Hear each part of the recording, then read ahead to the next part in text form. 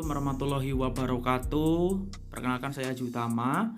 Di sini akan mempresentasikan tugas kelompok hari ketiga kaitannya dengan analisis kasus penerapan nilai-nilai ASN berakhlak. Ini juga ada hasil dari rekan saya juga, yaitu Jessica Zaalhaq ya. Yang nilai yang pertama yaitu kaitannya dengan berorientasi pelayanan. Nah, ini ada di dinas saya, yaitu Disnaker PMPTSP ya, kaitannya dengan pembuatan AK1 pelayanan publiknya. Itu nilai yang sudah dilakukan: mempersilahkan pencari kerja yang kebingungan ketika datang ke kantor Disnaker PMPTSP untuk mengurus kartu AK1 serta memberikan penjelasan terkait alur pembuatan kartu AK1. Nah, masih ada beberapa pelanggaran, misalnya masih ada yang terlihat membiarkan pencaker yang sedang kebingungan untuk proses pembuatan AK1. Nah, kenapa bisa seperti itu? Dampaknya dari hal tersebut adalah proses pembuatan AK1 pencari kerja tersebut akan terganggu, kemudian akan muncul ketidakpuasan pencari kerja terhadap pelayanan AK1 dan juga akan berimbas kepada dinas terkait. Nah, hambatannya kenapa masih ada yang melakukan pelanggaran? Karena ramai dan panjangnya antrian pembuatan kartu AK1 sehingga tidak semua terlayani dengan baik. Nah, cara mengatasinya, solusi yang dapat dilakukan adalah dengan memperjelas dan memperbaiki alur informasi pembuatan kartu AK1 sehingga ketika pencaker datang sudah tahu apa yang harus dilakukan. Nah, nilai yang kedua yaitu akuntabel. Nah, ini ada di DPUPR ya. Nilai yang sudah dilakukan melaksanakan pekerjaan pemeriksaan dokumen dan pekerjaan lapangan yang digunakan sebagai acuan pada perizinan bangunan gedung. Nah, pelanggarannya masih ada yang tidak jujur, kemudian ada yang menerima gratifikasi. Nah, dampaknya ini tentu mencoreng nama baik ASN di mata masyarakat itu sendiri. Nah, hambatannya, pemohon yang datang untuk pengajuan izin bangunan gedung di DPUPR berapa sering memaksa agar izinnya terbit dan mendesak agar penerbitan izin segera mungkin dengan cepat. Nah, cara mengatasi pelanggaran nilai berakhlak ini, seharusnya seorang ASN memiliki sifat akuntabel, yaitu seharusnya di awal pengajuan permohonan sebaiknya dijelaskan terlebih dahulu tentang SOP, prosedur permohonan izin bangunan dari mulai persyaratan, proses, dan rentang waktu pembuatan izin bangunan. Dengan demikian, pemohon akan berusaha untuk memenuhi persyaratan dan melakukan revisi ulang apabila diperlukan sehingga izin bangunan dapat terbit dan juga untuk menghindari gratifikasi. Yang ketiga kaitannya dengan nilai kompeten, ini juga berada di DPUPR. Nilai yang dilakukan bersedia mengikuti dinas luar. Ini ada di Disnaker PMPTSP, maksud saya, bersedia mengikuti dinas luar untuk mengikuti sosialisasi aturan terbaru sebagai bahan pengembangan diri dan instansi bekerja. Pelanggarannya adalah ada yang menggunakan waktu luang di kantor untuk main game. Nah, apabila ini terjadi, dampaknya adalah kurang maksimalnya pengembangan diri PNS terkait serta produktivitas berkurang. Hambatan kenapa masih ada yang main game macam itu?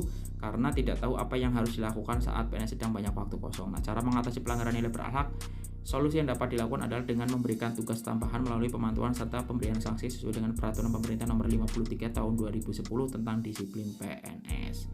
Nah, nilai yang keempat adalah nilai harmonis. Ini ada di DPUPR yang ditemukan nilai yang sudah dilakukan bergaul dengan rekan kerja dan masyarakat di lingkungan setempat yang berbeda kebudayaan, gaya berbicara, bahasa, dan lain-lain. Nah, pelanggarannya adalah bersikap cuek, tidak peduli dengan rekan dan masyarakat yang berbeda kebudayaan. Nah, dampaknya terjadi disharmonisasi yang mengakibatkan tidak memiliki teman sehingga sampai pertentangan dan perselisihan. Hambatannya tidak adanya rasa toleransi dan mau berbaur dari dalam diri. Nah, cara mengatasi pelanggaran nilai berakhlak sebagai seorang ASN harusnya dapat menerapkan sifat harmonis, yaitu dapat bertoleransi, menghargai perbedaan yang ada, dan sebagai seorang pendatang harus mau beradaptasi di lingkungan yang baru dan berbaur dengan budaya setempat, tidak kaku supaya tercipta keharmonisan dalam bergaul bermasyarakat. Nah, nilai yang lain itu ada royal ya. Ini bisa dilihat nilai yang sudah dilakukan: melaksanakan tugas sesuai dengan perintah atasan atau pejabat. Pelanggarannya bersifat ogah-ogahan dalam melaksanakan perintah atasan dan membatasi waktu. Dampaknya pekerjaan menjadi terbengkalai dan penerbitan izin bangunan menjadi banyak yang lambat. Hambatan bersifat egois, mementingkan diri sendiri. Nah, cara mengatasinya, seharusnya seorang ASN yang baik memiliki sifat loyalitas, yaitu mampu menggunakan tugasnya sesuai dengan perintah atasan atau pejabat yang berwenang, sejauh tidak bertentangan dengan ketentuan peraturan perundang-undangan dan etika pemerintah, serta mau berkontribusi secara maksimal dalam melaksanakan pekerjaan baik saat jam kerja maupun di luar jam kerja. Nah, selanjutnya nilai keenam adalah adaptif ya.